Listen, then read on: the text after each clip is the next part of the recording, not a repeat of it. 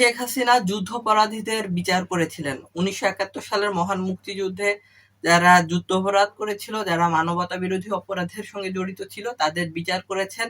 সেই বিচারের প্রতিশোধ হিসেবেই শেখ হাসিনার বিরুদ্ধে একটি মামলা পরিচালনা করা হয়েছে এবং সেই মামলায় শেখ হাসিনাকে ফাঁসির রায় দেওয়া হয়েছে এমন অভিযোগ করেছেন বাংলাদেশের সাবেক প্রধানমন্ত্রী শেখ হাসিনা।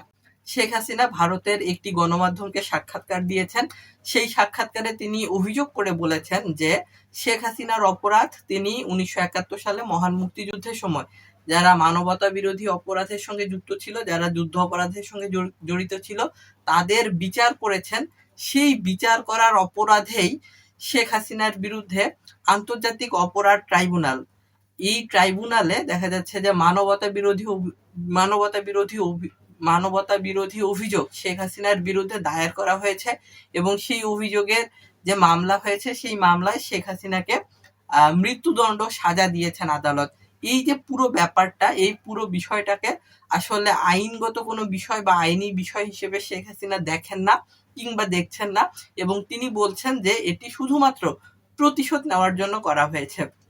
প্রিয় দর্শক, 2024-এর জুলাইয়ে যে গণ আন্দোলন হয়েছিল, সেই গণ আন্দোলনের মুখে শেখ হাসিনার দীর্ঘ 15.5 বছরের যে শাসন, সেই শাসনের অবসান ঘটে।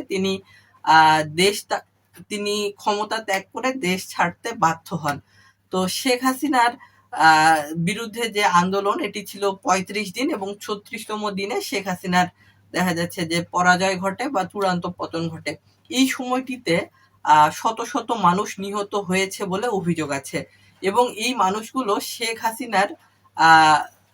মানুষগুলো যে নিহত হয়েছে, তারা বাংলাদেশের আইন শৃঙ্খলা রক্ষাকারী বাহিনীর সদস্যদের গুলিতে নিহত হয়েছেন এবং শেখ হাসিনার নির্দেশিত হয়ে বাংলাদেশের আইন শৃঙ্খলা রক্ষাকারী বাহিনী আন্দোলনকারীদেরকে গুলি করেছিল এবং সেই গুলিতেই যেহেতু আন্দোলনকারীরা নিহত হয়েছিল, কাজেই শেখ হাসিনার বিরুদ্ধে মানবতা বিরোধী অপরাধের একটি অভিযোগ আনা হয়। এই অভিযোগটা কোথায় আনা হলো? আইসিটি যে ট্রাইব্যুনাল রয়েছে, কোর্ট রয়েছে, সেটা হচ্ছে আন্তর্জাতিক অপরাধ ট্রাইব্যুনাল। সেই ট্রাইব্যুনালে শেখ হাসিনার বিরুদ্ধে অভিযোগটা আনা হলো এবং সেই অভিযোগের পরিপ্রেক্ষিতে তার বিচার হলো এবং সেখানে তাকে মৃত্যুদণ্ডের আদেশ দেওয়া হয়েছে বা মৃত্যুদণ্ডর সাজা দেওয়া হয়েছে, সাজা দিয়েছেন আদালত। তো এই যে তার বিরুদ্ধে যত অভিযোগ, যত মামলা, সাজা, এই সব কিছুকেই তিনি আসলে রাজনৈতিক প্রতিহিংসা এবং প্রতিশোধ হিসেবে দেখছেন।